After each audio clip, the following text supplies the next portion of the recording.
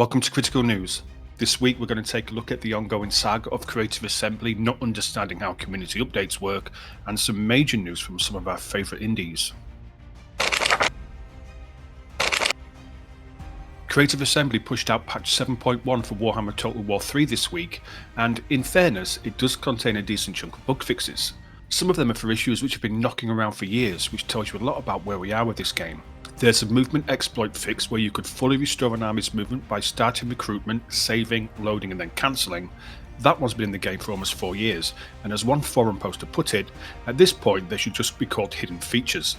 The community reaction has been overwhelmingly negative, and not because the bug fixes are bad, but because of what the patch doesn't do.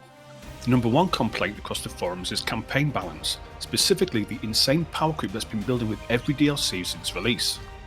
Players are posting screenshots of the Lords with 90% ward save and weapon strength through the roof by mid-campaign. NCA continues to pretend the problem doesn't exist. Battle balance tweaks are in there, a couple of +2 here, -2 there stat changes, but the campaign is where people spend most of their time and it remains completely untouched. The devotees of Slaanesh visual rework that was explicitly promised for 7.1 is missing. CA's own community manager had to come in and admit that it was his mistake for not following up before making the announcement, and it's now pushed to 7.2 in March. Mortal Knights of Slaanesh on demonic mounts, another thing that community has been asking about for ages, there's no word. Tides of Torment and Omens of Destruction content still has broken mechanics, and the forum thread is full of players tagging the community team with links to bug reports that are years old, asking them to reflag issues to the dev team.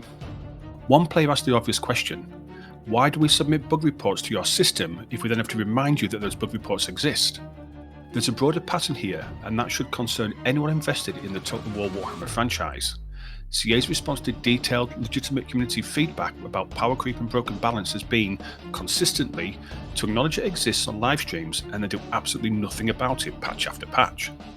One dev apparently suggested using mods.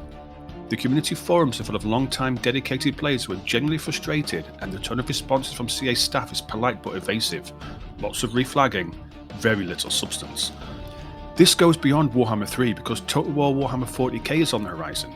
If this is how CA handles a game they're still actively supporting, year-old bugs, ignored balance feedback, promised content quietly pushed back, what exactly are we expecting the post-launch roadmap for 40k to look like?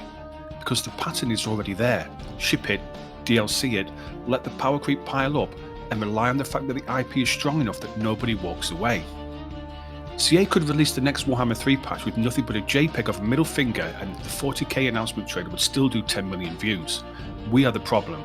We know they keep fumbling, we know the balance philosophy is broken, we know the bug reporting pipeline is apparently held together with reflagging and prayer, and we're going to hand over our money anyway because it's 40k and it's Total War, and that's a combination too powerful to resist.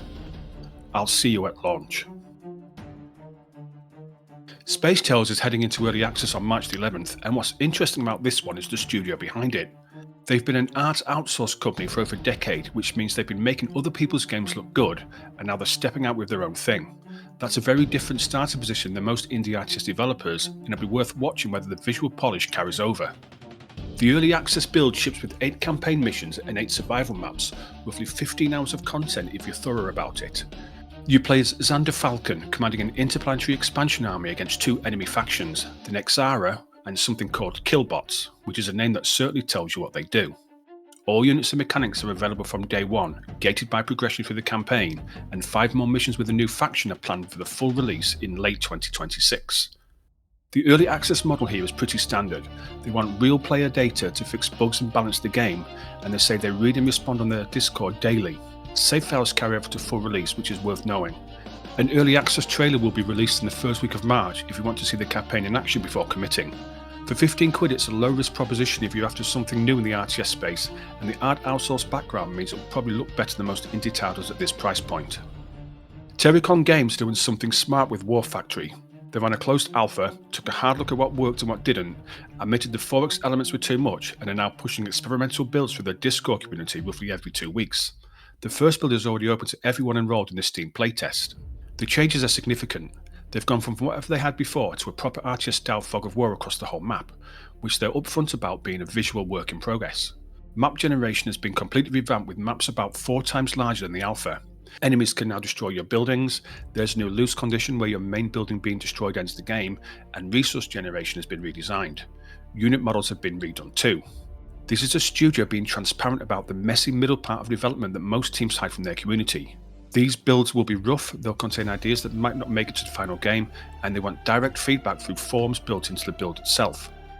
If you played the alpha and thought there was something there but it wasn't quite right, this is exactly the kind of iterative development process that tends to produce better games.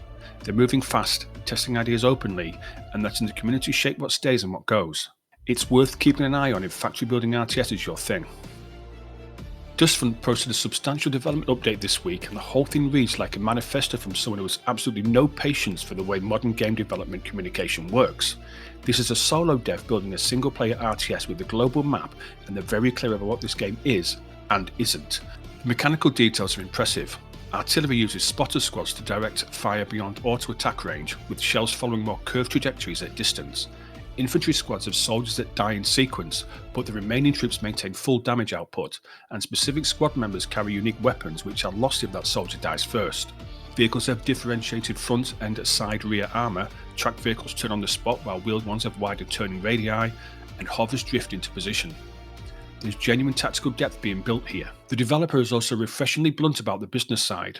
They've set up a donation page but explicitly said not to expect donations to speed up development, just to maintain the pace. There's no multiplayer, and there won't be because that would split focus and create a small community demanding outsized attention. The campaign covers one faction with roughly 15 hours of gameplay.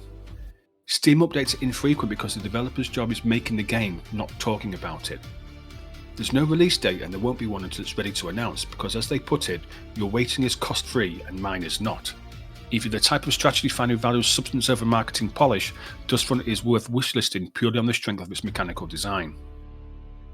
And now for the headlines. Manor Lords has a big update coming, and it sounds like it's very close.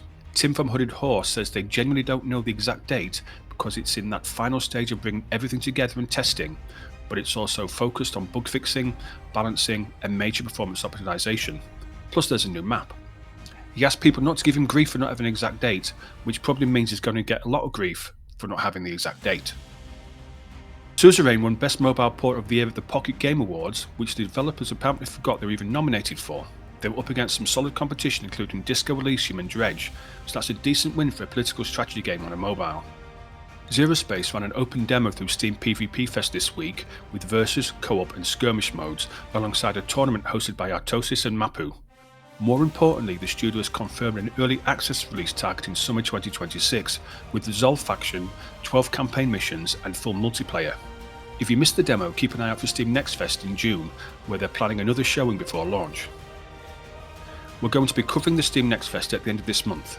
If you're a developer with a game featuring the Next Fest, come by our Discord and say hello. We'd love to cover your game.